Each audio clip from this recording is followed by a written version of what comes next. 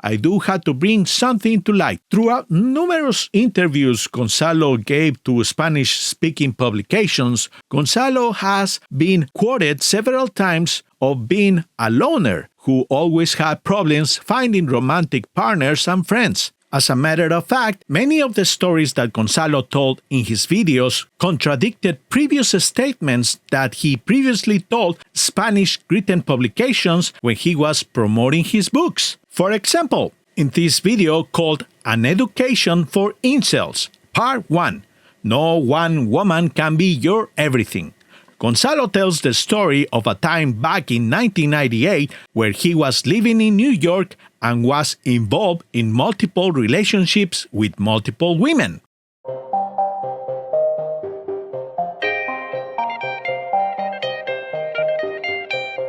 One of the problems of incels, it seems to me, as an outside observer, is that involuntary celibates have this bizarre fantasy that one woman can satisfy all of their needs. That there is this one woman who will be their everything. I'm here to tell you, there is no such person, not for any man. There is no one woman who can be your everything. Okay? Let me give you my personal experience. I'm going to talk about things that actually happened to me, and just to not get into trouble today, I'm going to talk about things that happened to me, I don't know, 20 years ago. Okay. In 1998, I was living in New York City. I had a place in Lower Manhattan, nice loft, and I was dating a girl called S.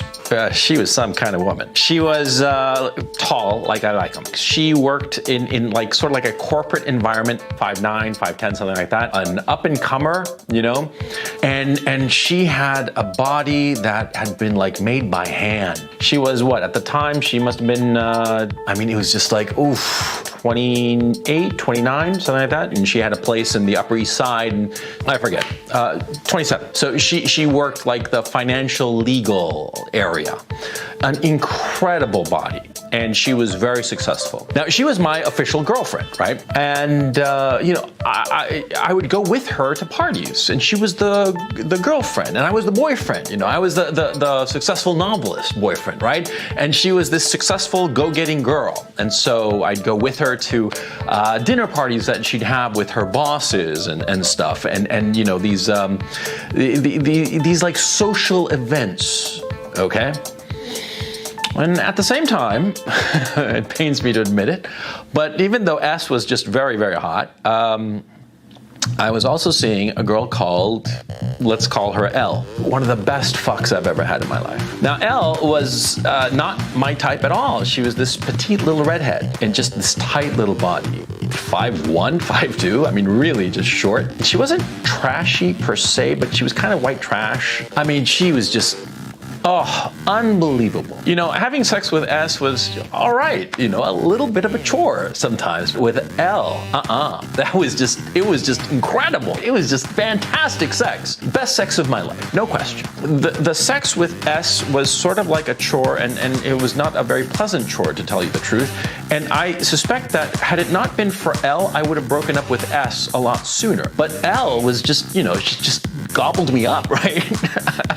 Oh man, I shouldn't have used that terminology. But anyway, there was S, who was my official girlfriend, and L, who was my side piece. And at the same time, there was S, but actually, I'll have to change her name. The third woman, her name was F. Let's call her F. Okay, just to keep them straight, because I just suddenly realized that they had the same first initial, but F, this third girl I was seeing, she was the girl I talked to.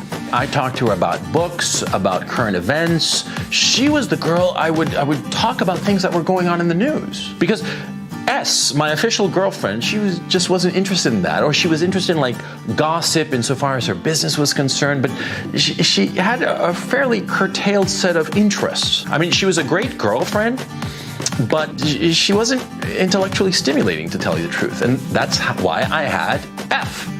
F stimulated me intellectually. I mean, I could talk to her about anything. About my favorite band, Rush, of course. I could talk to her about movies, and we'd have like long discussions about movies, about books, about culture. We'd go together to the museum. You know, I love going to museums, right? And S, the official girlfriend, hated going to museums. And quite frankly, L was just not, I do not think that she was culturally equipped to go to a museum, to be quite honest. But F, you know, yeah, I'd go to museums with her and I'd have a great time with her. Never slept with her, even though she wanted to have something with me. Now, if we look at a few details, Gonzalo claims that he was dating one woman while simultaneously having an affair with another woman and also having a platonic relationship with a third woman, who years later will confess to him that she had a crush on him. All of this happened in 1998 while he was living in New York. Well, as I previously mentioned, Gonzalo told numerous publications that he had problems finding romantic relationships. And to prove my point, in a particular interview, one of many, he told the reporter in 1998 that he was currently living in Los Angeles at the time, and that he was spending most of his time locked up writing his second novel, as he was contractually obligated to have it published by 1999. Now, just so that we are all on the same page, this one of many publications written in 1998 confirmed that he was, at the time, living in Los Angeles and not socializing that much. Now, Gonzalo did eventually move and lived in New York. And if we give the benefit of the doubt and just say that he was confusing the dates, well, there are a few other publications published after 2002 when Gonzalo moved back from New York to Santiago de Chile, where he tells of how much he prefers living in Chile because in America, life for him was all about consumerism because he lacked the human connection. And by the way, in this same publication, he does admit that he is unlucky in love, but that he is looking to fix that by finding a woman, getting married, and having a whole dozen of kids. Enough to make a soccer team. Now, this interview was published in 2002, and after over a decade, we can see that he never achieved his goal. And the one marriage that he managed to land didn't last long because Gonzalo suffers from some serious social problems. And